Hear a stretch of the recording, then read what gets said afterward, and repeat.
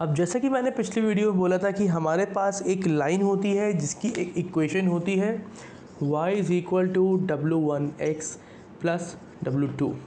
मैंने बोला था कि ये W1 और ये जो W2 है ये दोनों एक कांस्टेंट है, ठीक है। बट इसको थोड़ा सा और ओपन करते हैं, ठीक है। इस मैथमेटिकल इक्वेशन को थोड़ी सी और ओपन करते हैं और इस W1 को हम बोलते हैं स्लोप, ठीक है, और इस W2 को हम बोलते हैं y इंटरसेप्ट, ठीक है। W1 को हम क्या बोलते हैं स्लोप और W2 को हम बोलते हैं y इंटरसेप्ट। और हमने क्या पढ़ा था कि ये जो इक्वेशन होती है यही दोनों चीज़ें होती हैं जो एक स्ट्रेट लाइन को कंट्रोल करती हैं। दैट मीन्स अगर ये स्लोप ऊपर नीचे होता है तो ये सीसॉ की तरह ऊपर नीचे जाती है, और अगर ये y इंटरसेप्ट ऊपर नीचे होता है, ऊपर नीचे in the sense values add या सब्ट्रैक्ट होती हैं, तो ये लाइन जो है पैरेलली जाती है। तो चलो ये तो हो गया, ये मैथमेटिकली थोड़ा सा हो गया। अब इसको थोड़ा सा और ओपन करते हैं। और मैंने पिछली वीडियो में ये भी बोला था कि हम एक ट्रिक के बारे में पढ़ेंगे।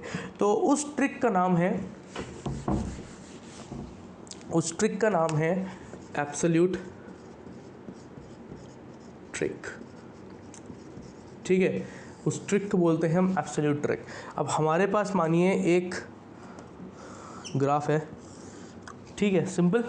उस ग्राफ में हमारे पास बहुत सिंपल रखते हुए, लेट्स कीप इट सिंपल, एक डेटा पॉइंट है, ठीक है। और उस डेटा पॉइंट के पास एक हमारी लाइन है, सिंपल स्ट्रेट लाइन है जो कि अभी कहीं फिट नहीं हो रही है। तो ये डेटा पॉइंट क्या कह रहा है, पास आओ, मतलब कम क्लोज़र। ये इस लाइन को अपनी तरफ बुलाने की कोशिश कर रहा है। अब हमारे पास जो इक्वेशन है y is equal to W1x plus W2, इस इक्वेशन के हिसाब से ये लाइन मूव करेगी जैसे जैसे ये वैल्यू इंक्रीज़ या डिक्रीज़ होगी। तो इसमें क्या वैल्यू इंक्रीज़ या डिक्रीज़ किया जाए। अब बात यहाँ पर ये आती है कि W1 और W2 में हम क्या इंक्रीज़ या डिक्रीज़ करें कि ये लाइन परफेक्टली यहाँ पे फिट हो जाए, यही तो हमारा क्वेश्चन है।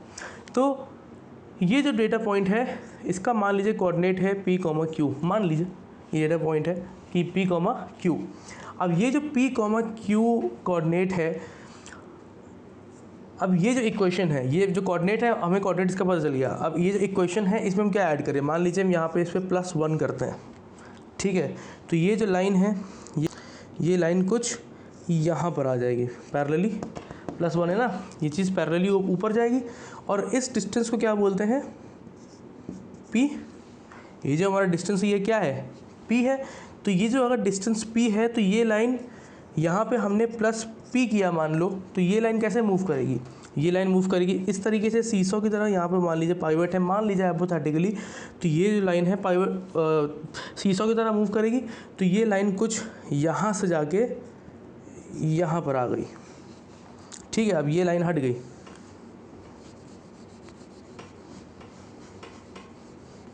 ये लाइन हमारी हट गई, ये लाइन हमारी फाइनल लाइन आई, और इसी को हम बोलते हैं एब्सोल्यूट ट्रिक। बट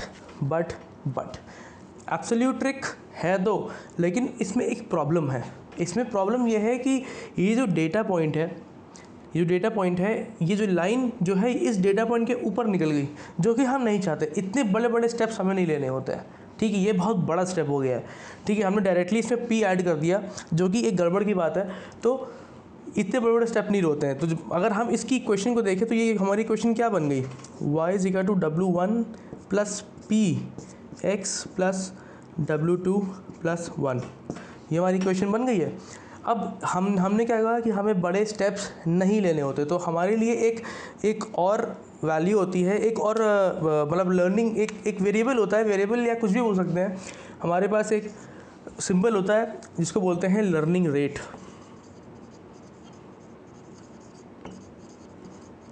ठीक है।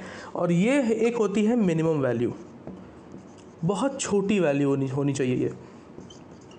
ये वो जो वैल्यू अल्फ़ा है ये बहुत छोटी होनी चाहिए, इसका हमें ध्यान रखना होता है। तो मान लीजिए अब हमारे पास फिर से एक प्रॉब्लम आई, ठीक है। मान लीजिए हमारे पास फिर से एक प्रॉब्लम आई जिसमें हमारे पास एक 2 डायमेंशनल ग्राफ है, ठीक है, सिंपल। और हमारे पास एक डेटा पॉइंट है ये, और हमारे पास जो इक्वेशन है वो इक्वेशन क्या है, y is equal to W1x plus W2, ठीक है। अब ये जो W1x प्लस W2 है, हमने क्या बोला था कि एक अल्फ़ा हमारे पास एक लर्निंग रेट होता है जो हमें लेना होता है, ठीक है। अब ये जो अल्फ़ा होता है ये पूरी इक्वेशन में मल्टीप्लाई कर दिया जाता है।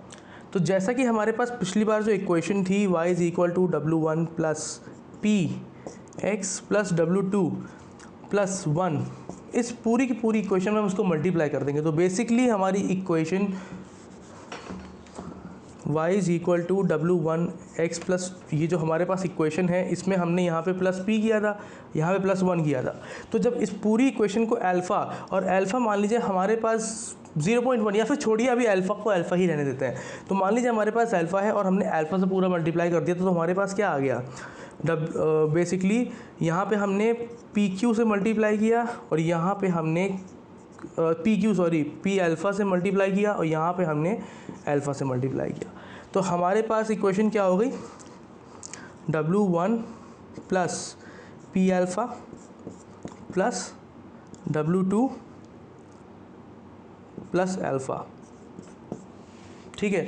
अब हमारी ये जो स्ट्रेट लाइन थी, अल्फ़ा की मिनिमम वैल्यू मतलब छोटी वैल्यू होने के कारण ये थोड़ा सा ऊपर जाएगा, ठीक है। ये जो ये थोड़ा सा यहाँ पर ऊपर जाएगा और ऊपर जाने के बाद थोड़ा सा, क्योंकि मिनिमम छोटी वैल्यू है तो थोड़ा सा ये ऐसे की तरफ टिल्ट हो जाएगा, ठीक है। ये इससे इक्वेशन में कंफ्यूज मत होइएगा, इसको मैं दोबारा यहाँ पे इक्वेशन लिख दे रहा हूँ, जिसमें हमारे पास ये इक्वेशन है W1 plus P alpha x plus W2 plus alpha.